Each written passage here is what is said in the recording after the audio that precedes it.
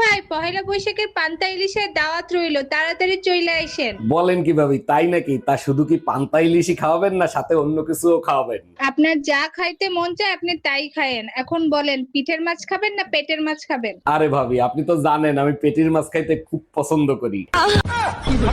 অরুণ ভাই, পহেলা বৈশাখে ভাবিকে নিয়ে কোথায় ঘুরতে যাচ্ছেন? প্রথমে বৈশাখী মেলায় নিয়ে যাব, তারপর সোজা লিটনের ফ্ল্যাটে। এগুলো কি বলেন আপনি? ঘরের বউকে নিয়ে কেউ লিটনের ফ্ল্যাটে যায়? আপনি ঘরের বউর কথা বলছেন, আমি তো ভাবছিলাম মায়া ভাবির কথা বলছেন। চলো ছোট গিন্নি, তোমারে নিয়ে বৈশাখী মেলায় যাব।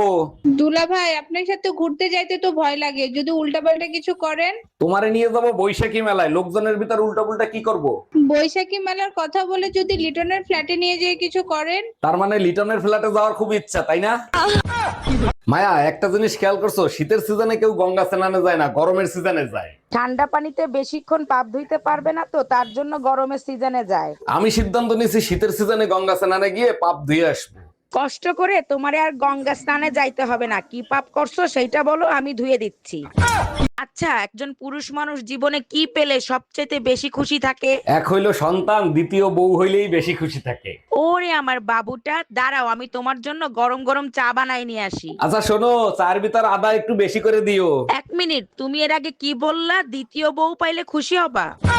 এই শোনো, ছেলের কোচিং এর বেতন দিব, 5,000 টাকা দাও। বলো কি, কোচিং এর বেতন 5,000 টাকা? আমার বাপের জন্মেও শুনি নাই। তার মানে কি বলতে চাও, আমি তোমার কাছে মিথ্যা কথা বলতাছি? আরে আমি কি সেই কথা বলছি? বাবা অরুণ, তোমার কোচিং এর 5,000 টাকা নিয়ে যাও। আব্বু, কোচিং এর বেতন তো 5,000 টাকা না, 2,000 টাকা।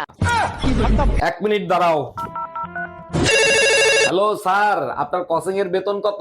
কোচিং এর বেতন 500 টাকা, আজকেই পাঠিয়ে দিন। কি গো, পেপার পড়তেছো আর হাসতেছো, মনে হয় অনেক খুশি খুশি।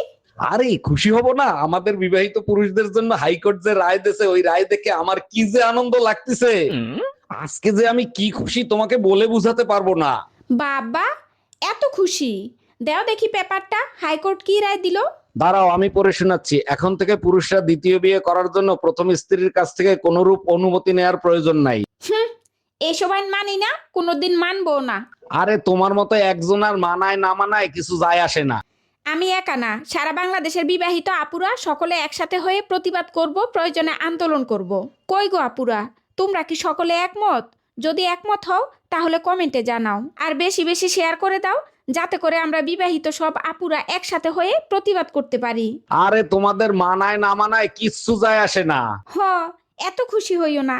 দ্বিতীয় বিয়ে করার আগের দিন রাইতে টুনটুনে কাইটা এই কই তুমি, শিগগিরই গাড়ি বের করো, এখনই বাপের বাড়ি যেতে হবে। এই অসময় বাপের বাড়ি যাবা? কি হয়েছে? কারো কিছু হয়েছে ঠইছে নাকি? সকাল থেকে মায়ের বুকে চিনচিন করে ব্যথা করতেছে, ডাক্তারের কাছে নিতে হবে।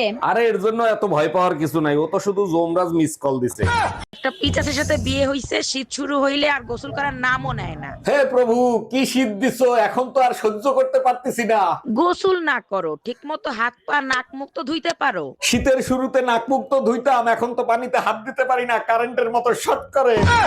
এক স্বামী বউয়ের যন্ত্রণা সহ্য না করতে পেরে এই ঠান্ডা পানিতে ডুবে মরলো। মাইশের জামাই সময় পাইলেই বউর সাথে সুখ দুঃখের গল্প করে, আর আমার জামাই সময় পাইলেই মোবাইল নিয়ে পড়িয়ে থাকে। মেয়েরা দুনিয়াতে শুধু থাল বাসন ধুইতে আসে নাই, কোনো না কোনো কারণ তো আছেই। কারণ একটাই, হেইডা হইলে তোকে মাথার উপর উঠে তাণ্ডব করার জন্য।